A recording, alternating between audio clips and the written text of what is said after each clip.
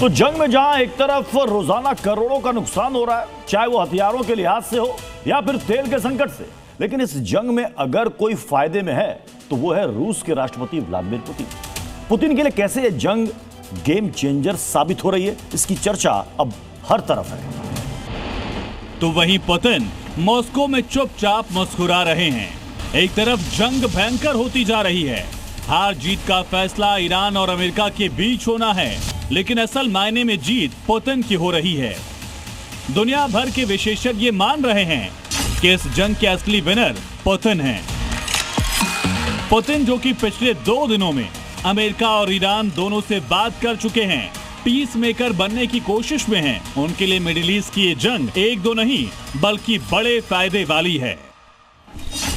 इसकी पहले सबसे बड़ी वजह है स्ट्रेट ऑफ हॉर्मुज का बंद होना, जिससे क्रूड ऑयल का रेट बढ़ गया। रूस दुनिया का दूसरा सबसे बड़ा तेल निर्यातक है।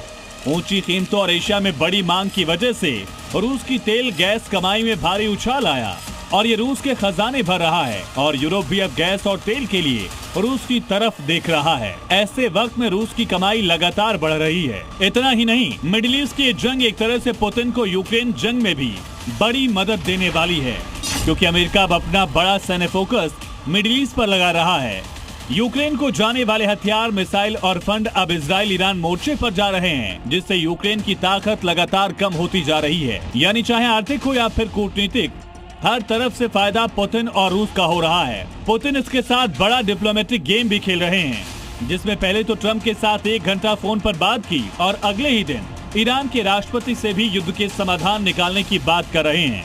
यानी पुतिन के पास ये बड़ा मौका है ग्लोबल पावर लिस्ट में अपना नाम ट्रंप से ऊपर लाने का, और साथ ही ईरान को जिस तरह से इनडायरेक्ट मदद वो दे रहे हैं, उससे अमेरिका के साथ पुराने घावों का बदला भी जारी है।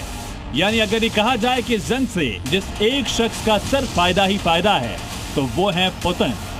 ब्यूरो रिपोर्ट, जी मीडिया।